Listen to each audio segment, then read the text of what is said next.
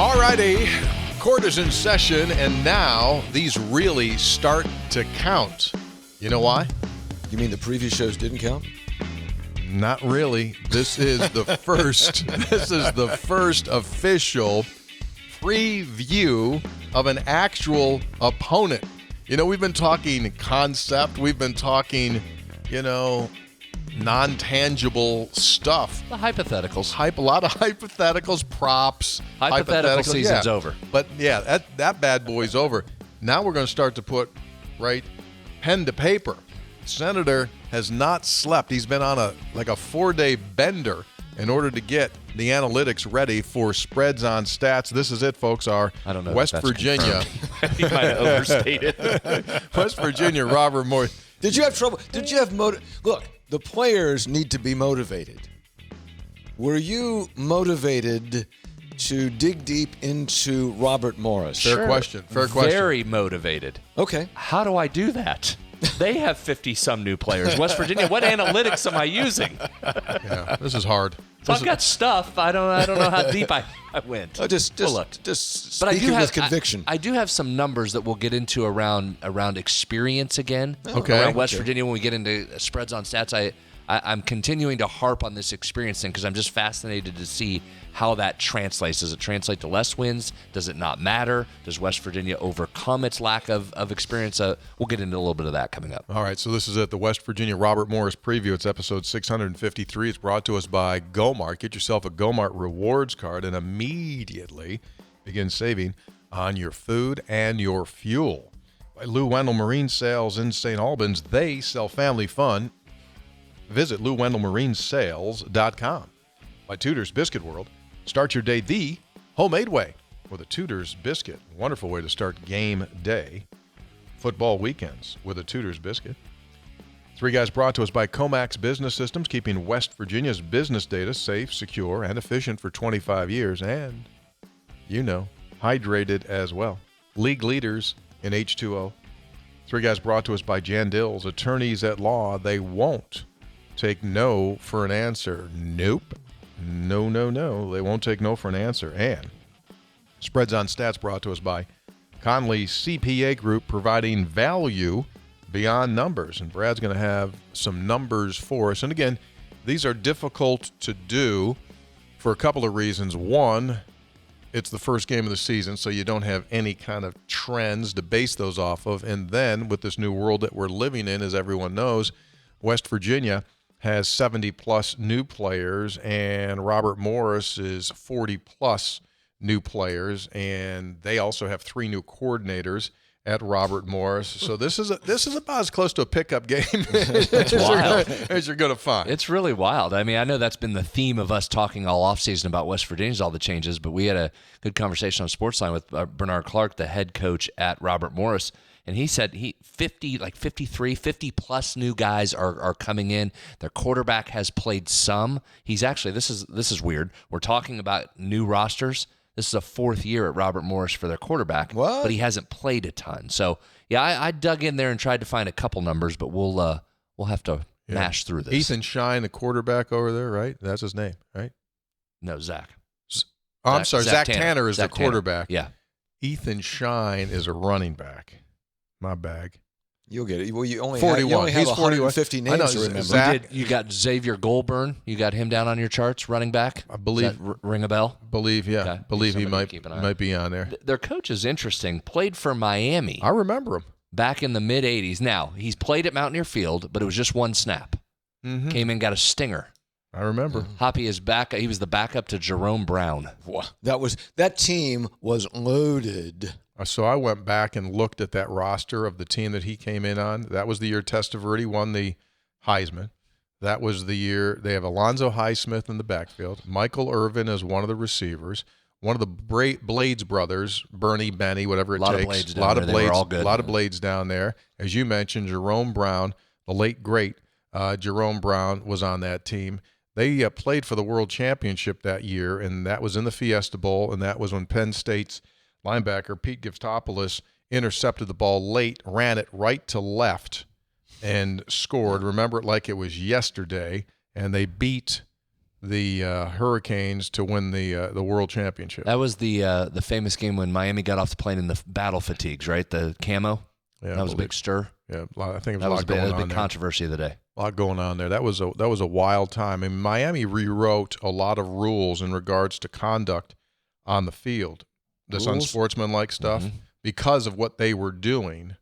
They were really like the Johnny Appleseed of pointing after getting a first down. Yeah, and gesturing. They give you the whole thing, and then celebrations in the end zone, all chilled out because of those guys. They changed a lot of stuff. I can still see Testaverde with a rope to Michael Irvin over the middle. Mm-hmm.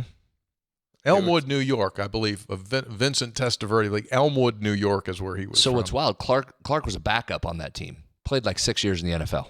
Mm-hmm. So that tells you, pretty good depth. But interestingly, he was also the defensive line coach for South Florida, or USF. What do they like to be called now? Who knows? UCF is not Central Florida. It's UCF. I assume USF is what they go by. Hard to South keep Florida. South Don't Central know. Florida, These Central South Florida. these acronym teams. I just know this: if you say it wrong, they'll come to your house and knock on the door. Yeah, they're not in the league mad anymore, so I've lost track. Of them. But he was a coach on that staff in 2006 here in Morgantown. Then he was the linebacker coach at Pitt in 2010. West Virginia rolled into Heinz Field, laid it on the Panthers 35-10. Lined up, said, "Here we are." So that's how he got to Western PA. I was wondering. He's been there into his eighth season. He was a great interview. It was an enjoyable it was time good. talking to him. Understands what they are at that level and what he's selling and what he's trying to do. And Hoppy knows he's going to lose guys, knows he's going to have guys that are going to produce, and then they're going to go on somewhere else, and he's going to have to go backfill from there. And he goes to the D2 ranks, the D3 ranks, gets some high majors that are dropping down. So has a good perspective on it. I mean, as long as you understand that, because that's what it is now. I mean, they're the new JUCOs. If you don't understand it, you'll quit. Yeah. Right? If you don't have that in perspective as a coach, you'll go like, I'm not doing this. One thing that he said that was really interesting, that was old school, is this used to happen here too, that some of the players, the first time he sees them on the field actually practicing is when they start in August. And that's how it used to be here, right? When kids would come in, either true freshmen or junior college players, and now they're here like all summer, all the time. But like for him, he literally had guys he had not seen in action until the start of camp. That's why if you see them in practice, they're wearing name tags. Sure, some do. I'm just teasing. Some do. And their scholarship is 45. Is that what he said? I think that's it was. Yeah, it is. Yes. And they're going back into the NEC, which everybody will have similar scholarship levels to them. Yeah, it didn't make a whole lot of Sun Belt is where they were. Atlantic Sun or Big South. Big South, Atlantic Sun, something with one of the planets, right? So they were in one of the leagues with one of the Cosmos. I don't know exactly, Milky Way League. But I think they're picked to finish third in their league, though. Yeah, right? 7-5 last year and picked to finish third this year. But they've got a big rebuild. 4 of 5 offensive linemen. The quarterback has been there a long time but hasn't played a whole lot. They're plugging in new running backs. They've got a couple of defensive linemen returning, but they're pretty young up front. Other than that, he thinks their back end may be the best part of their team. Their back 7. They've got some speed in the defensive backfield, but he's going into it kind of like we're talking about West Virginia. He's not quite sure what they're going to be able to do or what they're going to give West Virginia. But isn't it, I was thinking this morning, isn't it so much better that you're opening against Robert Morris instead of Penn State? That'd be affirmative. Yeah. I mean, I know the fans love that, and Pat McAfee was here, everybody was fired up. But realistically, you want to play Robert Morris or somebody like Robert Morris in game 1. You don't want to play Penn State. You don't want to play Alabama, and thank goodness Alabama's off the schedule. Brad, you don't want to play those games. You can't realistically play those games. All due respect, Robert Morris, All of course. due respect.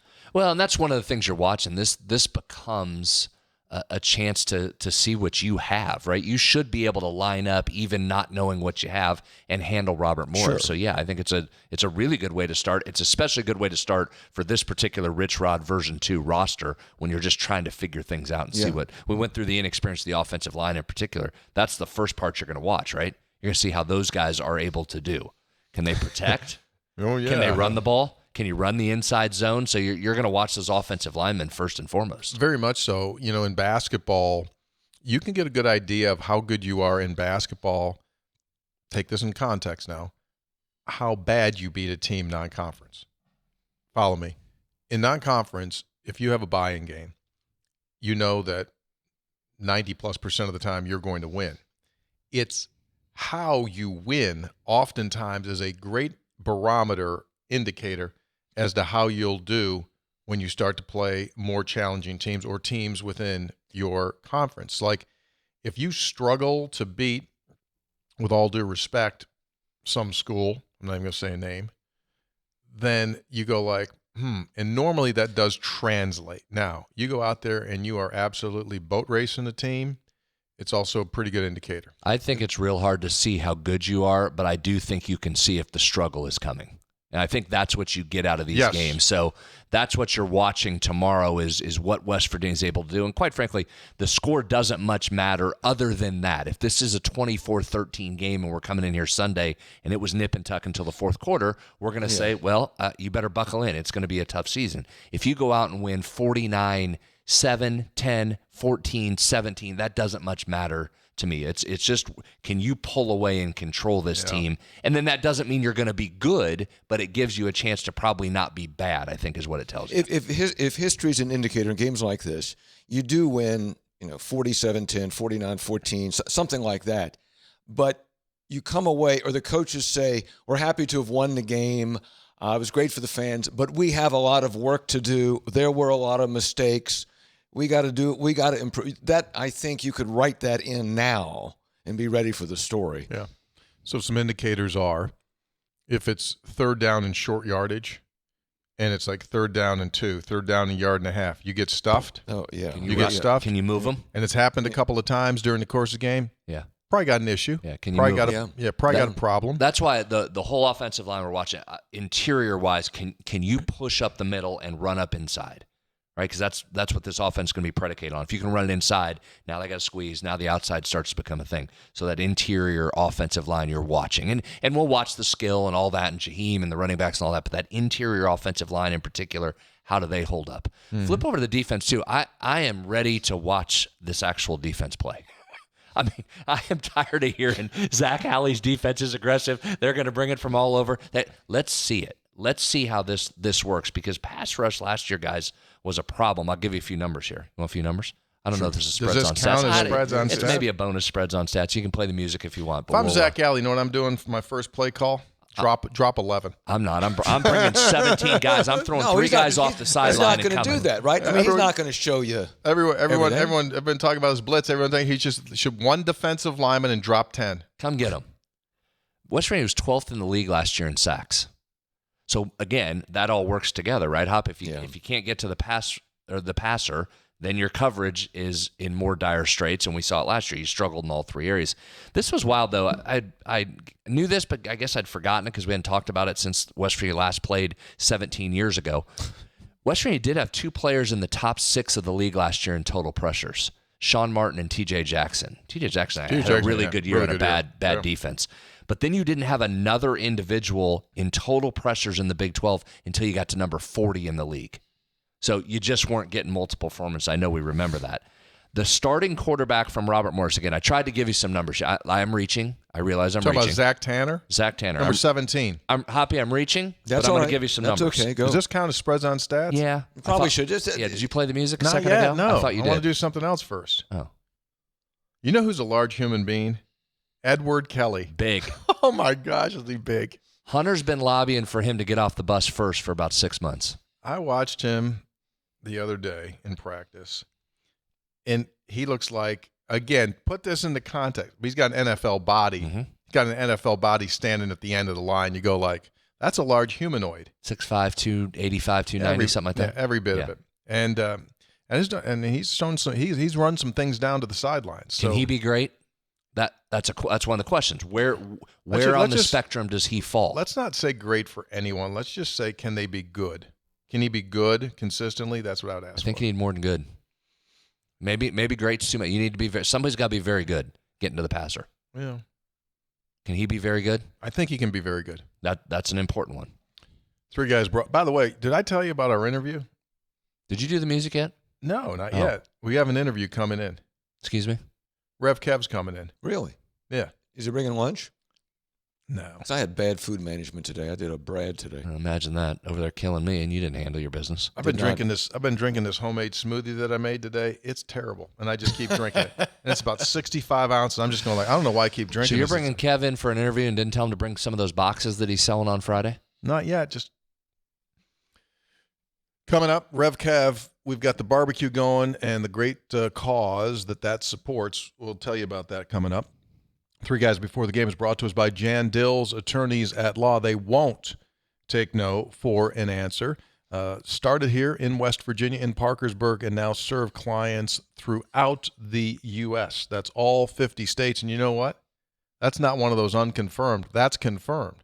They work literally in every state and have clients in every state here in the United States of America. And they specialize in veterans benefits and Social Security benefits. So if you or someone that you know has had an issue, sometimes life happens and horrible things happen, and you need help when it comes to Social Security benefits and when it comes to military and veterans benefits.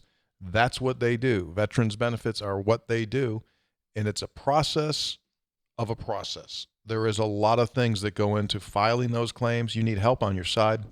It doesn't cost you a penny to contact Jan Dills attorneys at law, and they will guide you through the process. Don't try to do it yourself because percentages show that just does not work well. You don't pay a penny unless they collect money for you. Three Guys also brought to us by the fine folks over at Tudor's Biscuit World. Big weekend for them coming up. Oh. I mean, you don't think they'll sell a biscuit in a basket? Packed. People coming in, 2 o'clock kick. So they're get there early. 2 o'clock kick, right? So that means people are going to be coming down that road about 7:30, 8 o'clock. And they're going to go, let's go Tudor's here. And try They'll those. also have a big Sunday morning. Oh, yeah. Yeah. 3 new sauces at Tudor's. You might as well just jump right in. The honey sriracha, Carolina Gold, the sweet teriyaki. They are, among a lot of food critics, just terrific. So if you haven't tried those yet, check them out. 3 new flavors, awesome sauce, and more. It's Tudor's Biscuit World. Start your day the Three Guys way. That Carolina Gold looks good to you right now, doesn't it, Hop? Oh, you're just baiting me. You didn't eat well. You haven't eaten well today? No, I got behind on something I had to do, and I fumbled. Busiest retired guy. Fumbled the snap. Busiest retired guy in the world. Kercheval. Pulled a Brad. Busiest retired guy in the world. All right, let's do this thing. So I checked the numbers. You ready for? You have the numbers ready? Is this the music? This is it. Let's jump into the analytics portion of the show. Ready? 5, 4, 3, 2. Spreads on Stats is a feature that's brought to us by the Conley CPA Group. Oh, man, do they do a whole lot of stuff. Some people think, just an accounting off. No. They provide value beyond numbers, complete service public accounting, and celebrating 40 years in business right here. Local people, local professionals, and they are truly terrific. We can say that because they work and do stuff for us. They can outsource your accounting, and they can outsource your CFO services. So if that's a pain in your butt, is that fair to say? If you're a business owner and you don't like to deal with all the accounting stuff, if that's like a thorn in your You side, want to hire an internal CFO, just outsource it to them. They'll handle it for you. call Conley CPA. They go this is what they'll say. Yeah, we do that. Got it. Got it's their big answer. Yeah, got it. Okay, we'll take care of that for you. Visit Conley CPA. Hope this is good. Well, I think it's probably average. Well, what do you have to work with? You got nothing to work with. There'll be times we come on during the season. I'll tell you, I got some good stuff here for you. This is probably very average. Appreciate your candor. I'm not going to fault you on. I'm not going to fault you on that because here I got numbers for you. 120. So if West Virginia has 70 newbies and you said RMC 50 plus has 50 plus, it's over 120 new bodies are going to be on. Think about it. Let's put that in context. Saturday, you're in the stands or you're watching the game, and you're going over 120 of those people in uniforms today were somewhere else last year and not at these schools. I know.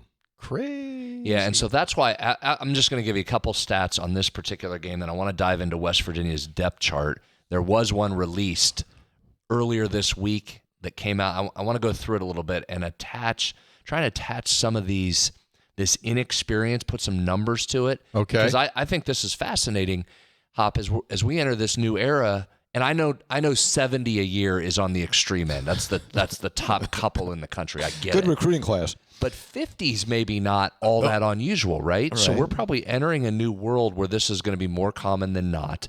But it turns the college football prediction business kind of on its ear, because what's always been done is it's based on returning production, Sure. right? That's been the anchor to everybody's prediction on, well, who's going to be good, who's projected to finish third. The AP offensive top line is 25. back, Oh, we got quarterback's this many guys back.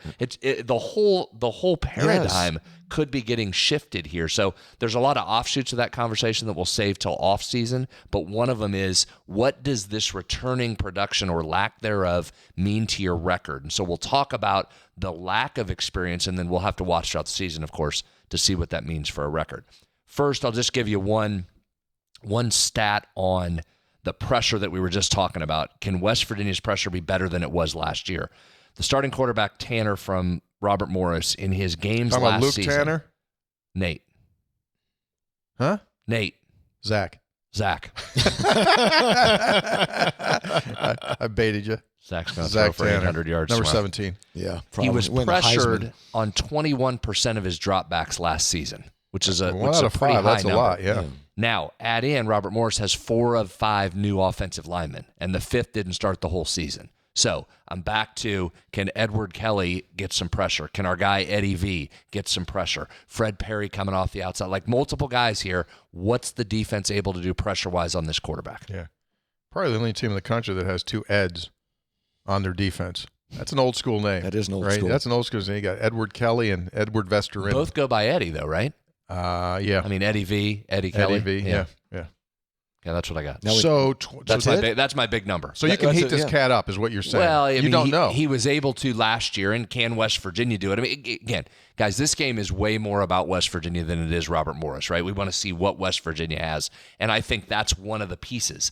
On the offensive side, and I feel like we've spent 75% of our time talking offense, and you do that with a rich coach team, right? But this defense is just wildly fascinating. It was the downfall of the team last year, Hop. They were brutal, right? Yeah. Are they better this year? Who are the guys? Who are the standout guys? So start with rushing the passer. That's what I'm going to keep my eye on first. Okay. Okay, you good? Yeah, it's a good stat. We could probably also do just a little teaser. What do you call those things? Teasers? Like, how many Mountaineers have multiple tackles behind the line on Saturday? You want to do an over-under TOL? Yeah. Or TFL, I mean? TFL. Tackle for loss. Okay, the number's 2.5. Over. Total for a team? Over. Over.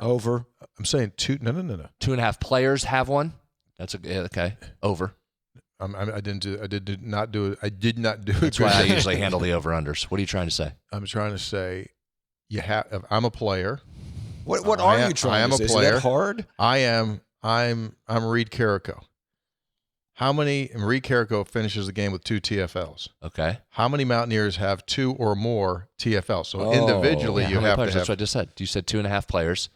Have two. have 2 or more. Over. So you think there'll be more than 2 players that will have more than 2 or more TFLs? Yes. Okay. Wow, that's a lot. That's aggressive. Well, I'm told the defense is aggressive.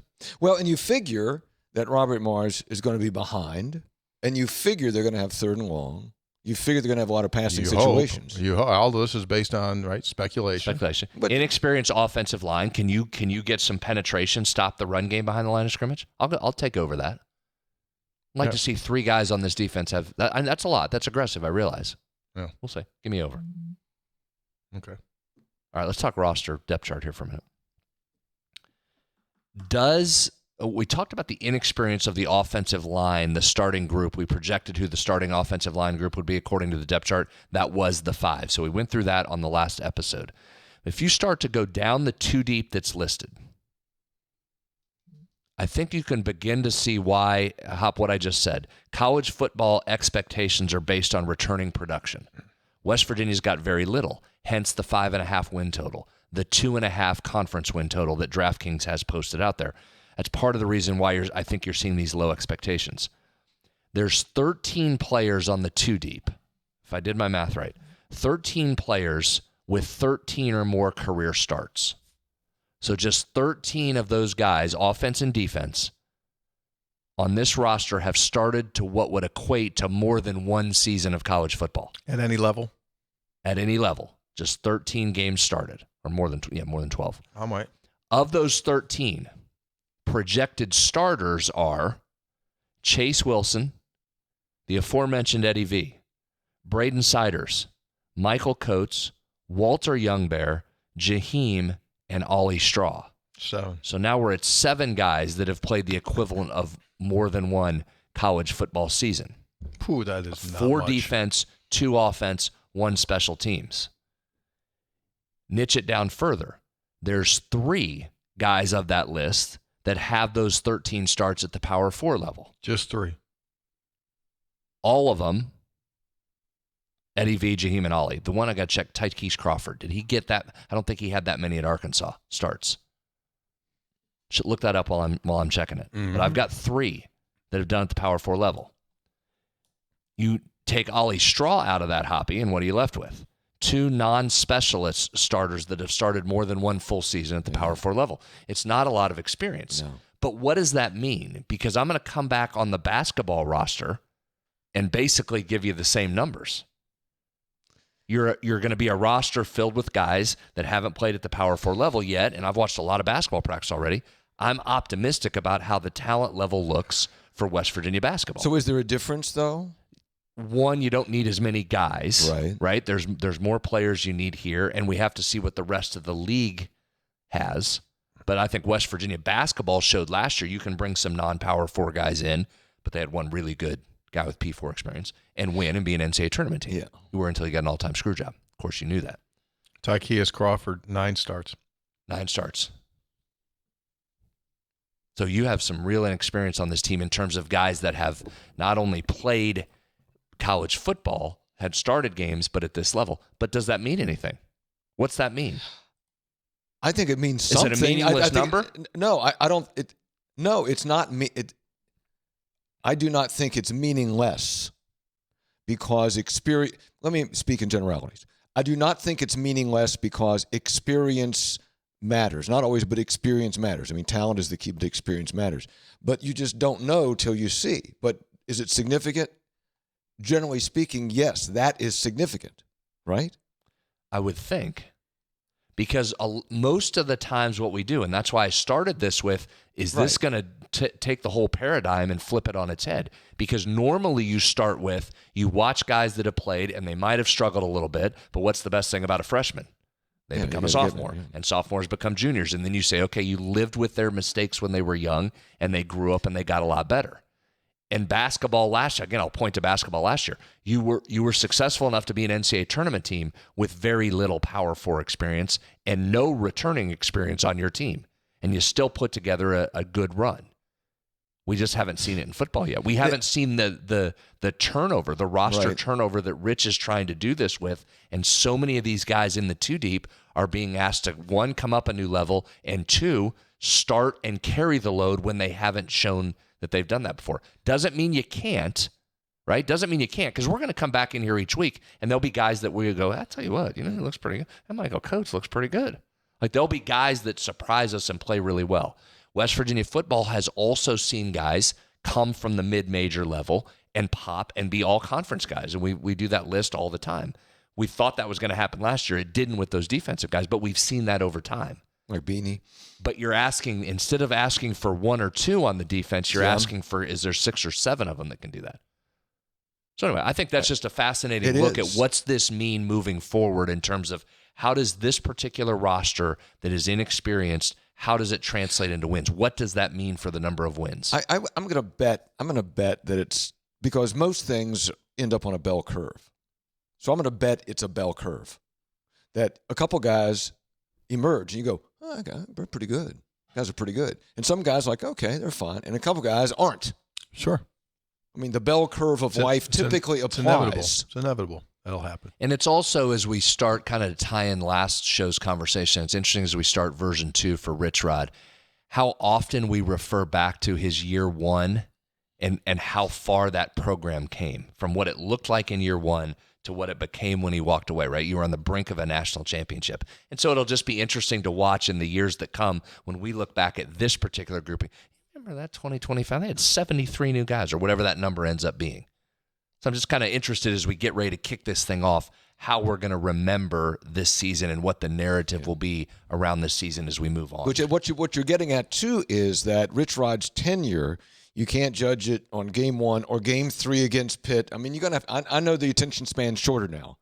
The new 5 years is 3 years or maybe 2 anymore. But you're going to have to give it time so you can see, right, to judge accurately. Yeah, and to add another question to that, and we certainly don't need to look at 2026 before we've kicked off 2025, but I think that's part of it. What's the number next year? How many of these guys emerge and return and you say, this time next year before game 1, and I run those same numbers, we say there's 27 guys returning that have started more than once, right? What's that look like as you move forward in the coming years? Right.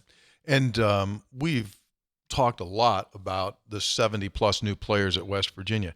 I mean, as crazy as things are right now in college football, West Virginia is in some absolutely rarefied air. The last I knew, this was the second most. I think it's 2 in the country. So it's not like there's 20 teams that are dealing with this size number. I mean, we're right there at the very tip of the top as far as number of players, and so the great unknown. Yeah, great unknown, kind of a great experiment too. Like, what's it translate to? And you don't. That's why we play, because you don't know. Because generally the coaches say positive things publicly. Okay, even though it's Rich Rod and says we don't have a hard edge, didn't have a hard edge the other day, whatever it was. But he said, well, we like our guys here, we like our guys here, we like our guys here, like our guys here. But you don't know what they're saying in the film room. Yeah, I think I've been around there enough that I would know if they were in the film room going like, I truly, you don't think so. I'm not getting that vibe. I truly think they want to see who performs when the lights come on. Mm-hmm. Because Rich said this week, which is very unusual, because people have not truly identified as to what they're going to be able to do, and this is unheard of. Scout team players, while practice is going on, they'll call several scout team players over and, hey, come on over here and rep with us now, because they're still trying to get a feel. Like in the past, a scout guy is a scout guy. He's developmental. He's just not ready for whatever reason to go out there and play. But they're still calling guys over like, hey, give me 2 slot receivers over here. And like, there's great opportunity for these guys right now to still show themselves and say, hey, I can help you guys on Saturday. So that's happening. And Rich said he can never remember that, having the need or the opportunity to do that, because guys there's no clear separation of this is our absolute 1, this is our absolute 2. It's more like, is that a bad thing? He doesn't know. That might mean you're like really mediocre, or that might mean you got some solid depth.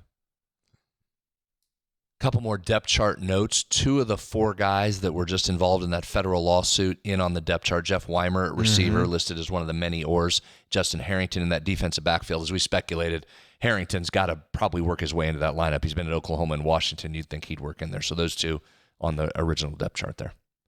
Good report. Jeff Weimer also, I think, is going to get he'll get tick. He'll get tick early. You let him go. All right, what else do we need to cover game 1? What else are you watching? I know it's different for you because you're trying to take in the whole scene, but if you had to pick one area that you're most interested to see in a team filled with questions, it would be what? The ability to run the ball between the tackles. I agree. I want to mulch people. If you can mulch, you can do everything else that you need to do, because, as you know, that forces them to commit. Once you commit, then ching, ching, ching, now you're going to start picking them apart and going on the outside. I will not sleep well Saturday night if we get stood up and pushed back on the O-line. I don't think that's going to happen. I do think we'll be able to do that at least this week, and then next week we'll provide a whole nother challenge at Ohio University to see if you can do that. But if you can push and you show some pretty good ability between the tackles, which will give them the green light to run their inside zone that they love, then Rich is going to go like, okay, I got my palette. I can play with all my colors. But if that doesn't happen, then Rich is going to go like, well, can't use the chartreuse, the magenta, or the other colors I want to use. I'm going to have to just go with my primary colors. Yeah, because then the outside doesn't work as well in some of those big plays where they come. Yep, But the public focus will be on who? When? No, the public focus will be on a quarterback. Mm-hmm. Yeah. I mean, it just will because it is it always it's the most visible player. Rich stayed consistent. We got the rare 5 oars on the quarterback depth chart. 5 oars. Five oars. 5 deep on the depth chart. He hasn't varied. So that's right. That's what the majority of the fans are looking, and we will too, because Absolutely. you walk out there. Has that been a real narrative by Rich off season, or is that going to be one where we come back in at the end of the year, 3 quarters in, and go, "Yep, that's like we're going to line running backs up in the slot because we have so many running backs, we need to get them the ball." How many guys play? That over-under quarterback number is going to be something we track all season. Well, he went plus 4.5. I know. He said on Monday. Yeah, he did. He said he was on the over with us. he went over on 4.5. I wouldn't even. What was our number? 3.5. 3.5. He went 4.5. He moved the line. I mean, he said 5. That thing jumped. That thing jumped. You got to reset, Brad. You got to reset the line. Yeah, because he was doing his scouting report on all of them, and I said, like, okay, you haven't said like that. Normally a coach would go like, Brad's a good young guy, but he's still got to get in the weight room. We're going a lot of things, and just things are going a little bit too fast for him. Those are all the code words for like he ain't getting on the field. But he went through his 5, so I went like, okay, so is it potential? He goes like, yeah, and I went like, wait a minute. Think about that for a second. I know this is why I'm fascinated. All right, let's see. I would. You just better buy tickets at 3.5 if you can still buy them. Okay, a couple other extra guys may get in the game. You're not going to play. By play, I mean a quarter. Take a snap. No. I'm not counting. You can't do revisionist history. It's take 1 snap. Okay, I understand the over/under play. I understand it. I'm just saying, in a general sense, you can't count taking a snap or 2 as he's playing 5 quarterbacks. Because he's not really playing. He's taking a couple snaps late in the game. And how many games playing? And how many games? That's the whole premise of the question. Well, I'm reframing it.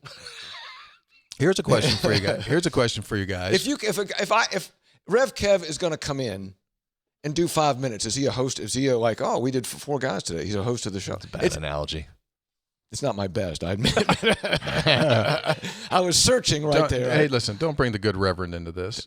You understand what I'm saying. Yeah, so here's a question for you. When you say, go ahead. What will begin to eliminate the quarterbacks from getting back out onto the field? Mistakes. Yeah, okay. So but what happens if everyone goes out there and they got the hips of Fred Astaire and they got the a great arm, and that will only add to well, wait a second. He's not hurting us. So basically it comes down to hurt. If you don't hurt us, I'm going to keep giving you chances. Well, yeah, okay, so I think that's where you're going. Yeah. Nico comes out, hypothetically takes the first snap and is pretty good. Well, I know. But Jalen Henderson does some things, and Scotty Fox might be who? Well, here's the deal. That's your contention. That's your contention. I don't need to speak for you since you're sitting right here, but that's your contention. Wait a second. That you're going to get a couple that play pretty well, and he's going to pull what a coach normally does, and we're going to talk about seeing the backup quarterback, and the coach really never puts the backup quarterback in. Exactly. That's what you think's happening. Exactly. What if Nico drives him down the the field, first 3 drives, he gets him 2 touchdowns and a field goal. You don't take him out. Bring in Khalil. You don't take him out. Wait. You want to get the guy reps. He needs reps. He needs doesn't matter. But that is a factor with this particular team, because you're trying to get some continuity in there. What's that mean? How many drives for Nico? How many for Henderson? Does Max Brown see the field? What about Scotty Fox? But you got the offensive lineman. When do you start bringing backup offensive linemen in with your starting quarterback? And does a quarterback get taken out? See, Rich said he doesn't want guys to play afraid. Right. So he's got to be careful. You throw a pick on your 4th pass. Right. Correct. Are you coming back out for the next drive? Correct. Yeah, I know. I get that part of it too. But at the same time, there's great teaching that goes on when you do get taken out. I told you 4 times in practice this week that when you throw that there and you're not doing that, then you're not going to play. If you don't have the ability to take a player out and sit him down and he knows that, then you're screwed. But these quarterbacks, obviously, since he said he's going to play all 5, they know that. They know they have to be at their correct. Their very best. Well, it's fascinating. I think the number of quarterbacks played is a fascinating question this year. It has been the number one thing he has said and not wavered from day one. And when he sat in here on this seat, he has not wavered from that. Does he hold to that? All right, we'll see. Rev Kev's coming in. All he does is help people. Rev Kev coming in second. Lou Wendell Marine Sales is one of our fine sponsors here on Three Guys Before the Game. What do? Rev Kev sells barbecue. Lou Wendell, sells family fun. What better way to have some great, great memories than in the boating world, whether it be a pontoon, Avalon pontoon boats from Michigan, made 100% in the United States, sold by Lou Wendell, or those, look at that look. Those are people, nice. Right now, they're holding them back there. Right outside of Lou Wendell, they'll be jumping in with their gold and blue on, coming up for the game. They'll be coming up the rivers and through the highways and the byways and the ponds and the creeks, all that kind of stuff. Visit Lou Wendell Marine Sales. They happen to be in business for over 40 years, the true test of time winners, and they will take care of you, whatever it is, from anything when it comes to marine equipment and more, the pontoons, the G3 John boats, and a whole lot more. Visit them. LouWendellMarineSales.com. That's LouWendellMarineSales.com. Three Guys also brought to us by Comex Business Systems. They have those unbelievable water machines, introducing the I-12 water cooler. Sleek design meets cutting-edge technology. I saw an old boy down the street the other day. He was hauling, big guy, big, strong guy, but he was bringing in to his business place 2 cases of water. You know, they wrap it in that plastic. Yeah, and if you get your hand underneath that just right enough, you can pick it up, and you hope like heck that it doesn't break. If it pops, you got a problem. So he had 2 of those bad boys, and he's carrying them into his. I know where he works and everything, and I'm thinking to Did myself, you stop him and say that's too much work? I went, psst, We got you. go to Comax, get the water machine. You don't have to haul water anymore. The water's filtered. It can be hot. It can be cold. You can do ice. Visit ComaxWV.com. That's ComaxWV.com. You can get your printer and 100 phone lines too if you want. Absolutely. Get a router cable. Fax machine. Yeah, get a fax machine. You get a big. They got this unbelievable thing over at Comax. Got a 13-pound paper clip. I mean, it can hold a lot of paper. 13-pounder. So I guess have this little nugget for you. I couldn't get interested in the football team, Robert Morris. I let Brad do that. That's very. I mean, that's very arrogant. All due respect. But so, who is Robert Morris University named for? Robert Morris. Robert Morris. Who is Robert Morris? Robert Morris, probably the most least known, underappreciated founding father of the country. Came over from England, came to the United States, didn't have anything, became a wealthy merchant and financier. Lived in Pennsylvania, and was credited with financing the Continental Army during the American Revolution. George Washington said, had it not been for Robert Morris, the Army would have failed. They didn't have any money. The Congress didn't have any money. So financed the Continental Army. Big donor to the Army. Big donor. Bob Morris did that? Did some NIL deals. He get his name on the uniforms or anything? They put a patch on there? Didn't get anything. In fact, Robert Morris. Thank you. The deeper I went down this rabbit hole, Brad, the more interesting it got. Bought the scoreboard. He is one of just 2 people, the other was Roger Sherman, to have signed the Declaration of Independence, the Articles of Confederation, and the U.S. Constitution. Holy heck. Signed all 3. As I said, was a financier, but after the revolution, he invested, Tony, a little bit too heavily. Bitcoin? No, in land. He was a big land speculator. Did he not keep the mineral rights? And where did he buy land? West Virginia. In West Virginia. Oh my gosh. Now Seriously. it was Virginia at the time. Yeah, same thing. Because it was late 1700s, early 1800s. But he had land. Good nugget. Tens of thousands of acres in southern West Virginia. Good nugget. That's awesome. So that was a good always a West Virginia connection. Always a West Virginia connection. That is very good. Here's the addendum to that. That is very good. He over-speculated. He died a broken man. Ended up going broke and going to debtor's prison. Wow. To debtor's prison. Was eventually released and lived modestly and in general obscurity. How about that? But that's the story of Robert Morris. How old did that old fellow live to? Like 1807, something like that. So how old would he have been? Because people didn't live a whole long. 50s maybe. He did a lot of stuff. Signed those 3 things. But Finance the Army? and of course, a West Virginia connection. That's amazing. Well done. That's a good. That's really very good. good. Thank you. Speaking of, Very good. I think Rev Kev. Is he here? He's preached on debtor's prison before. Hey, Rev Kev, can you come in here? By the way, set up. remind me when we're done Bring with the Rev Reverend in. Kev, we've got one more subject we need to address. Football related. Okay. Not about the game or what is it? No, moving after the game. Like future. Okay. Is the Reverend coming? Oh, what do you guys have? This is. Did you bring food? No, food is at the end. Oh, okay. Well, thank you very much. God darn, those look are at big. that. Look. Those are big bags, Those Rev. are great bags. You got good gear.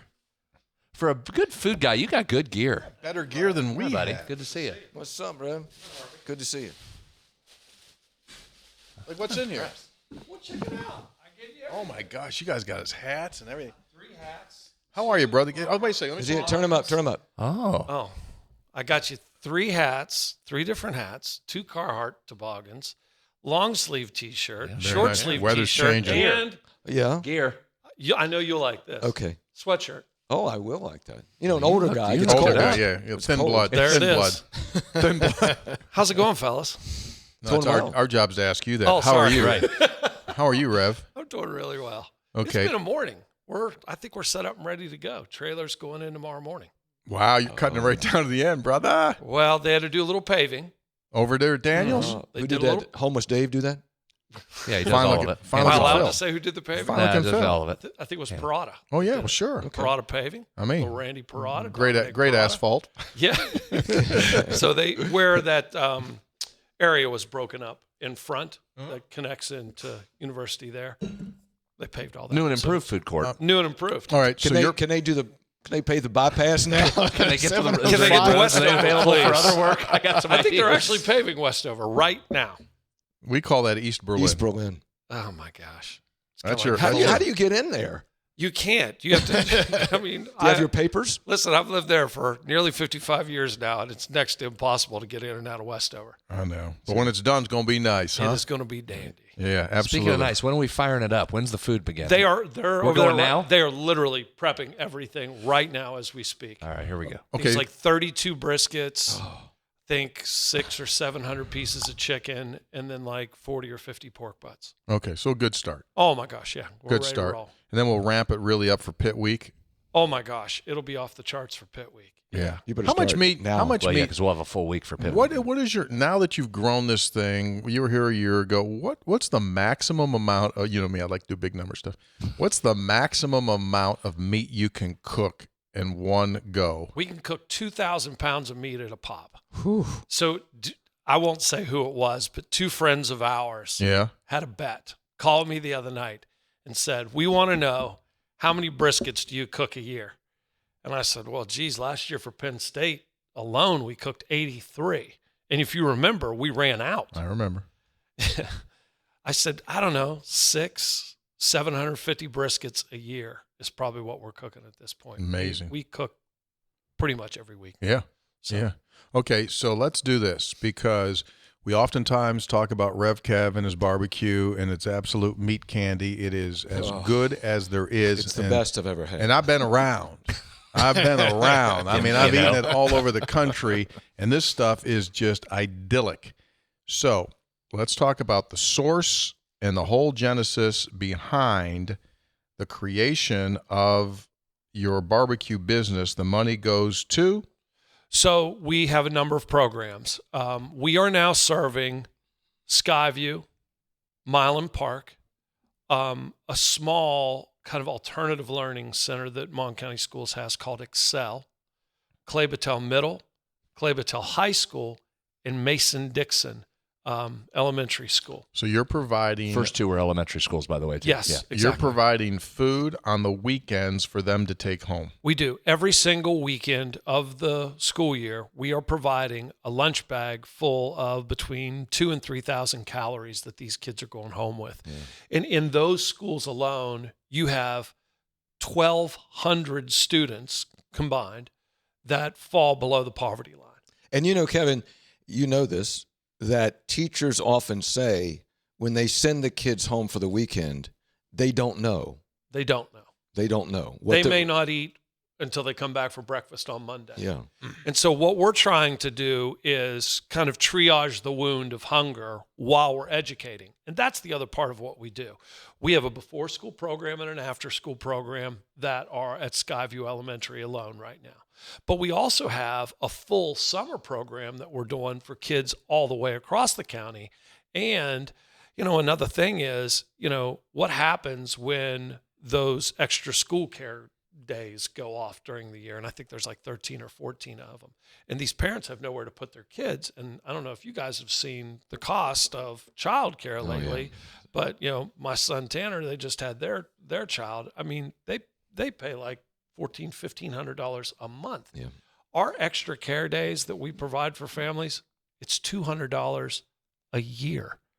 So if you have a kid fully invested in our program, Right. it's about $4,300 a year is what it costs to feed that child before and after school care, summer program, and extra care days. And we don't turn anybody away. And it's all privately funded. Right. We've never received a grant dollar. Every single thing that we sell from this barbecue trailer goes straight back into the program. Wow.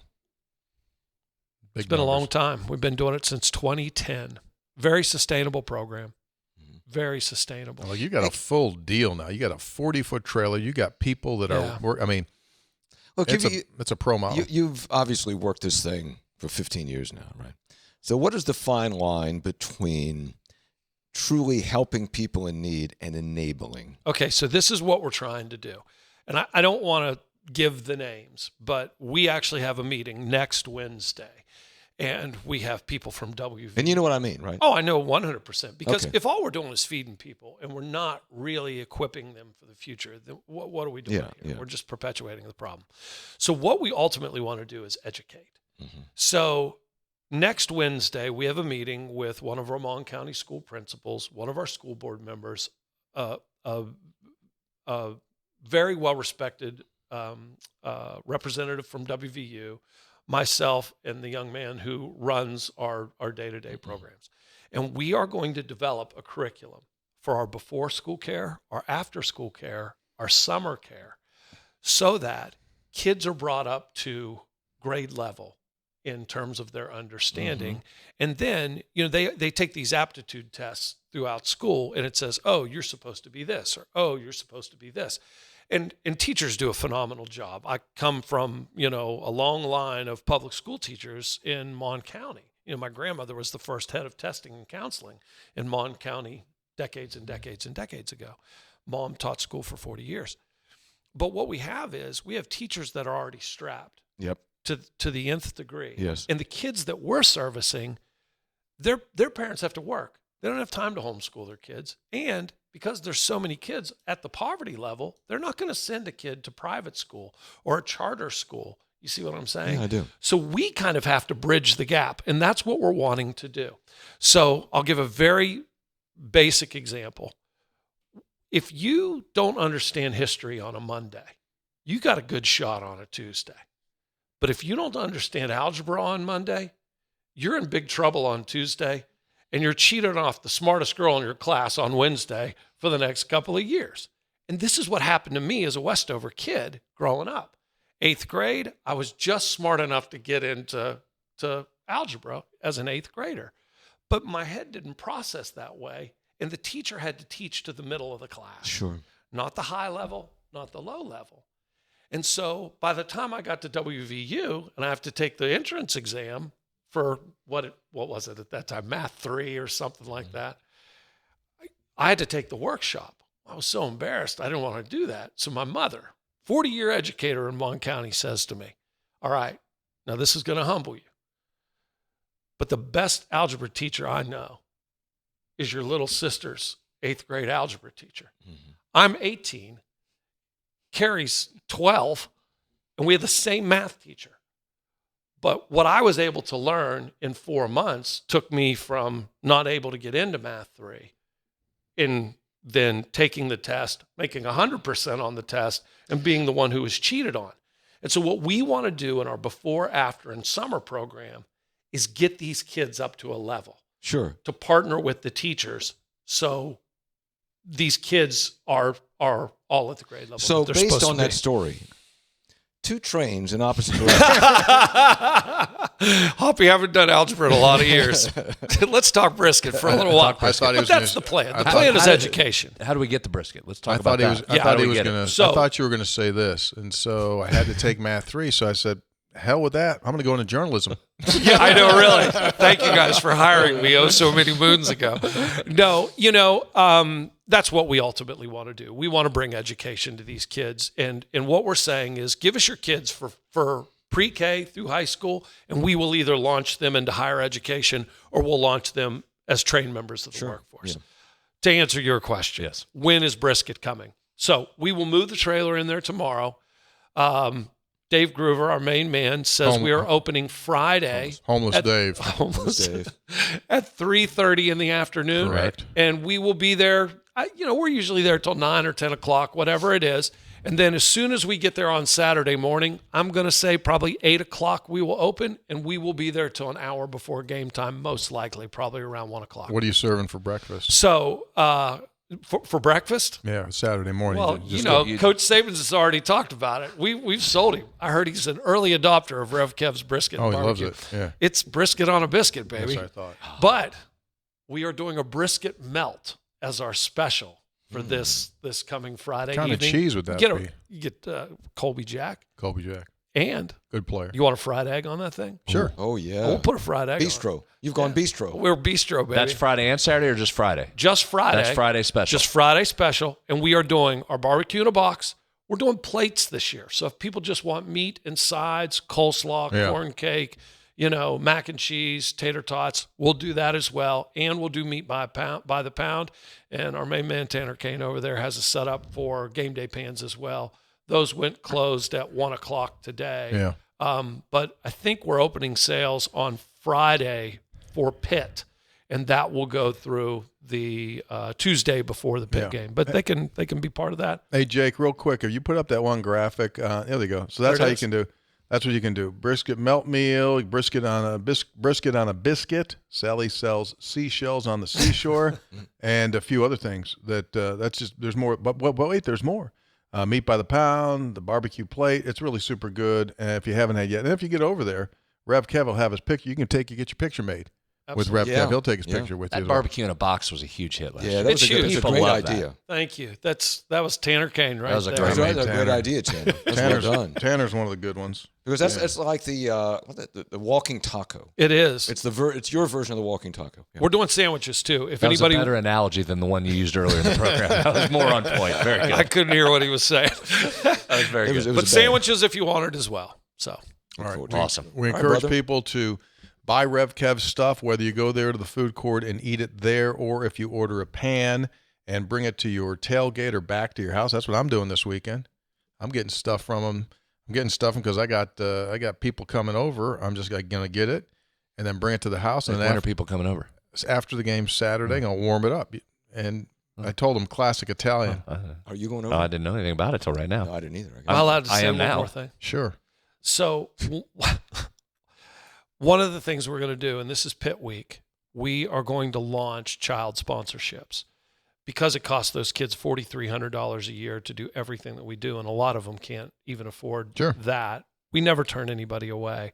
So starting that week, we're doing $350 child sponsorships. And so at the trailer every single week and online the Sunday before the Pitt game, which is September 7th, we will go live, and people, if they want to partner with us and help sponsor a kid, we're doing it at that $350 mark just because that's what it costs to feed a child for a year. But there's way more than that we're providing for them as well. So we'll be there if people want to donate. So that'll Awesome. be great. Very good. Thank you, good Reverend. Always Guys good. are the best. Always good to have you here. Appreciate it very much. Thank Check you them all. out at the food court. Let's do See some you textual. Friday and Saturday. Let's do some textual healing. Ready? brother. Thanks for One, the gear, two, 1, 2, 3. Here we go. Textual healing is sponsored by episode800.com. That's episode800.com. You can check out all of our stuff out there. We got our hats, we got our coffee, we got our Just everything. Popcorn was just tremendous. By the way, President Benson sent me a note. He really loved that Mountaineer popcorn that we gave him, that Mountaineer munch. Yeah, how could he not? Yeah. We got music this weekend, too, at the food court, right? We got people playing and stuff. Yes. Yeah, food and music. Yes. Yeah. That's awesome. Be a big time, as they say. Yeah, it'll be a real Plus fun time. we're almost like it's like a band on tour because we're at a venue tonight. Yeah. Oh, and we can't say that. You screwed it up, but that's typical for you. Oh, my bad. I mean, Connection 304 will be on hand at the food court. yeah, absolutely. Daniels, Phil has all the new gear out. Go and check that out. It's right next door. I need Just probably something. don't carry the brisket melt into the store. Yeah. Too much nice stuff. You don't want to spill on the nice stuff, Hoppy. Yeah. Just eat that outside. How late is he open? When? Friday. Be 5-ish, 6-ish. Okay. Why? You're going to be there? You need some stuff? Probably need to use the bathroom. Paying customers only. Actually, I do need to see him. I need some clothes. Three Guys brought to us by Gomart. Get a Gomart rewards card. Immediately begin saving on food and fuel.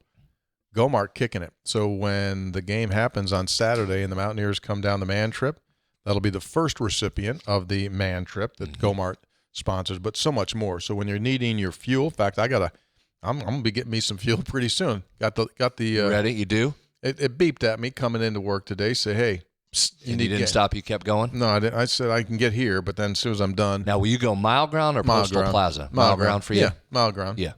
Mile ground, because I like looking out at the airport when I fill up.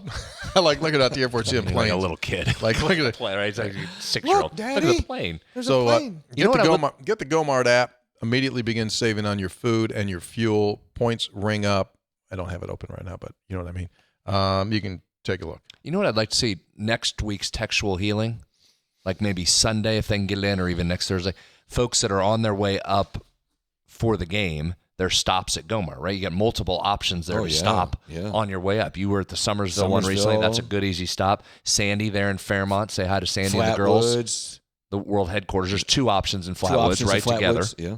Right together, of course. Yeah. So send your pictures in if you stop, and especially if you grab your Connection 304 at those Gomarts. I might hit that Netty one. Yeah, one right at Netty where you make the turn. I might hit the one at Netty. Oh, on Thursday when you go down? Yeah, Yeah. might hit the one at Netty. Just go down there a little bit and say hello to those folks at the Netty Gomart. Stop in, see how the Reese Peanut Butter Cup supply is. Yep, all good to go. And download the app, and it's a good deal. Three Guys, hey, could you announce for all of the people on social media who always ask what time is the game and what channel it is on? Just go to NCAA.com, look up college football scores, schedules, game times, TV schedules. Thanks in advance. I'm trying to help out. Yeah. So he just went old school NCAA.com on that one. Yeah, pretty easy to find that out there. Hey, Three Guys, here's a long text warning. Hearing you guys talk about the Blazing Challenge over at Buffalo Wild Wings reminded me of a story from high school. Back in 2017, my buddy, who's now a West Virginia grad, attempted the challenge after our homecoming. He was at Shady Spring High School. We did the parade, we did the game, and we did the dance all on Saturday. So after the dance was our only chance to get a meal. He decides he's going to do the challenge, takes my cowboy hat, saddles up and finishes covered in sauce and snot. Oh. They begin the celebration by bringing out a lemonade and a glass of milk and advise you to drink them in that order. There's an advanced science behind it. So they went acid and then the dairy. He now lives in D.C., and we don't talk much, but we did run into each other at the Coal Rush last year. Actually, ended up sitting below the Jumbotron, just a couple of rows apart, hopefully. We run into each other at the Brawl. I'm limited on a number of games due to my sister's wedding on the day of the Robert Morris game and my wedding on the day of the Colorado game. Oh, my. A lot of weddings. Does that family not realize that football happens in September? I mean, is there something new there? Or? But I hope to make 1 or 2 more games. Can't wait for September 13th. Thank you. He took himself out of 2 games there. All right? Yeah. That's Logan from Shady. Good. Best of luck to you. Congratulations on the nuptials. Hey, Tony, I'm listening to you rattle off all the weather debacles interfering with Mountaineer football games. You left off Tennessee in 2018, and the Kansas game from last year. As I was at both of those. I don't go to a lot of games anymore, but 3 of my last 5 have had major delays. You know, I'm glad you pointed that out. That's a bad run. Because I also received a note that I didn't mention last year's Kansas game, and that's on me because I texted a guy during the show when we were recording that I thought would be Rain Man-like and give me all of those, and he completely botched it by missing the Tennessee and the Kansas game from last year. Mm-hmm. So I texted him, and I said, hey, you missed the Kansas game from last year. You know what he wrote back? What? I don't remember that game. Who was it? Soup. I thought Soup. Yeah. I mean, I don't want to talk bad about him, but fact is fact. Hey, 3 guys, if you see Hoppy, tell him how much I enjoyed his interview with Dr. Gee on West Virginia's state of minds. Thank you. A few episodes back, someone mentioned Woody O'Hara. He was sort of the voice of my Saturday mornings as a kid on Mountaineer Magazine. I bumped into him once on the Exxon, over at the Exxon on Don Knotts Boulevard when I was a student. I told him how much I enjoyed his work. I'll never forget the advice that he gave me. This will be good. He put his hand on my shoulder, looked me dead in the eye in a fatherly way, and said, son, don't forget to grab the big gulp off the roof of your car before you drive away. Then he walked into the store. I follow that advice to this day. Love the show. Pete from Pennsboro. Good Mountaineer Magazine Right? reference, Pete. That's Woody just dispatching wisdom at that point. and that sounds like Woody. Well, I think Woody would say it like this. Hey, don't forget, get that big gulp off your roof. Hey, gents, here we are. Game week. Do you realize that in Rich Rodriguez's first year as head coach of the beloved Mountaineers, our second game was against Ohio? This year, first year back, second game is against Ohio. Also, to get into the craziness of playing Pitt on September the 13th, the attendance in 2007 was 60,100, 60100. Coach Rodriguez came back to us when he was 61 years old. He really pushed it for that one. Mm-hmm. The WVU Pitt game was played December 1, 2007. Neil Brown was released December 1, 2024. The prodigal truly has come home, praying for a safe, blessed, and fun season. DJ from Monroe County. There's a lot of things you can do with numbers. Sometimes they make you go, wow, this 913 thing is probably wild. It's the most bizarre. I can't get over that. Yeah. It's like some things out of Indiana Jones and the Temple of Doom, things lining up. Yeah. Jack from Charleston, unfortunate in my eyes that we had to cancel the Alabama series, but I understand why it had to be done. But it looked like there may have been an opportunity to play Marshall at home in 27. We went for Southern Miss instead. If we're going to play a group of 5, why not play against a team that will sell out the stadium and get people excited? I would you guys have any, you want to go on that one at all? I was going to say this about the whole schedule thing. I give Ren and Ben Murray, sport administrator, a lot of credit. That's basically like hitting a 3-team parlay, what they did there. Sure. Right? To try and schedule. We joke all the time about how far out football schedules are done. To try and maneuver that and lock that in with the different games. It literally is like hitting a 3-team parlay, being able to do that. So well done, 1. 2, we've had Ren in here and talked a bunch about tourism and how good West Virginia football and basketball is for tourism. I thought this was a stroke of genius. Stroke of genius. What? Getting Coastal Carolina. Oh, yeah. Like normally the flood of tourism dollars leaves the state and goes to Myrtle Beach. Right. Got him. Ren absolutely flipped that and has Coastal Carolina, Myrtle Beach coming here. He's playing Stroke chess. of genius. He's playing chess. They're playing checkers. Tremendous. Right? He turned all those Myrtle Beach dollars, spun them right up 79. Now they're going to hit Gomart, going to hit Tudors. Probably buy a boat, right? To take back to Myrtle. While they're here because they need boats down there at Myrtle. Probably exactly what they're going to do. Right on it. Import-export there, Kirchville. That was your old area. Export. Texter. Put a tariff on them coming in. Texter, if there was ever any doubt that Brad was no longer an Iowa native and is a full-on West Virginian, All those doubts were done away with a few episodes ago. You guys talking about winter. Brad goes in and says, I like the winter. I just don't like dealing with the bad roads. My brother-in-law and I had the exact same conversation right before you guys did. It's August, and we're worried about snowy roads already. Same. Hilarious and proof of official West Virginian status. Now, get your picture made, Brad, and glad we got rain. We needed that rain. Love the show. Kevin in Princeton. Thanks, Kevin. Yeah, you make a couple good points there. Makes a couple good points. All right, let's go. Time to open the season. Let's go. We've been waiting a long time. Let's go. So what's your record prediction? He went 6-6. What's yours? 5-7. Oh, really? Yeah. Because Is this the first time you're releasing that publicly, or have you been saying that? Well, if anybody asked, I told them, but this is the first time publicly. And the line is, it's 5.5, which I think is about right. And I tell you, guys, why I'm going below, why I'm going 5 is, and Brad, you alluded to it earlier. A lot of teams have a lot of unknowns. This team has a boatload of unknowns, a boatload. And to me, to get to, given your conference schedule, to get to 6-7 wins, a lot of things that you really don't know about today have to be pretty good, okay? They have to come together. So there's too many unknowns to go to the plus side. And unknowns with this many usually fall to the negative side. New coaching staff, I know he's got 16 quarterbacks, but there's some uncertainty at quarterback. You open my eyes about that offensive line. Conference schedule can be tough, especially on the road. I think all those things add up to a below 5.5. So I'm going 5. All right. And a lot, to me, a lot hinges on the Pitt game. And I know you can't qualify and say, well, if they beat Pitt then this, or they lose to Pitt then this. But we'll talk about that Pitt week. But I'm going 5.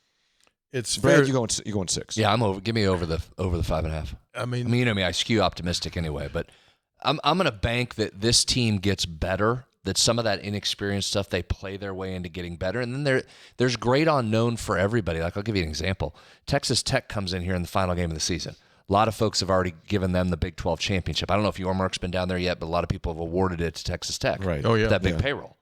But, man, that could go a couple ways too, right? Yeah. If that team stumbles out of the gate or in October and loses a couple, think of the noise around Joey McGuire. That's going to be a hot seat that gets hot fast given the money they've spent. You get them in their final game. Could they be coming in here poised to go to the Big 12 championship? Sure. Wouldn't stun me with what they've done in the offseason.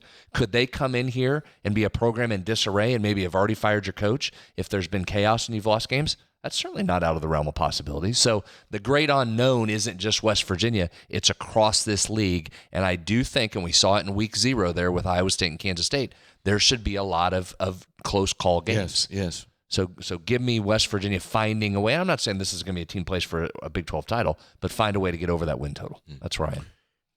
Interesting, important game for the league. Nebraska-Cincinnati in this week 1 at Arrowhead in Kansas City. Corn Huskers favored by 6.5. Dana Holgerson, the offensive coordinator there, Matt Rule's squad at Nebraska. See what I talked to one of the officials that was working a Mountaineer practice. They said Cincinnati was going like super fast in practice, tempo-wise. Super fast. So you got to think, though, what's Matt Rule? Year 2, 3? What is he? I think it's 3 this year. 3. That and he's good enough that they'll get it together, don't you think? Dylan Raiola, the quarterback, much ballyhooed freshman that came in, one of the best recruits in the country, now working with Dana for a full offseason. What's that Nebraska look like? Also, another important one for the league, Auburn-Baylor. A lot of people high on Baylor. Yeah, that game is a 2.5-point spread favoring the Tigers. Yeah. Game's in Waco. Sawyer Robertson, one of the many Big 12 quarterbacks that's getting a lot of preseason love here. Yeah. So we'll see how it all shakes out. These are very important games for everyone involved, especially the league and your perception. You win some of these games now, and you have better perception. You lose some of these, and you just kind of like shelved. It's a reality. Fair or not, that's a reality of it. All right. Hit the music. We'll see everybody Friday and Saturday. Looking forward to seeing you. Looking forward to doing the food court thing, and we encourage folks to come out there and have yourself a big time. Weather should be absolutely like perfect, ideal weather. Awesome. Not hot, no precipitation. It's been beautiful the last couple of days. Doesn't get any better than this. Eastern Panhandle does need some rain. Sure they do. Three Guys brought to us by Jan Hold off till Dills, Monday or attorneys at Tuesday. law. They won't take no for an answer. By Comax Business Systems, keeping West Virginia's business data safe, secure, and efficient for 25 years.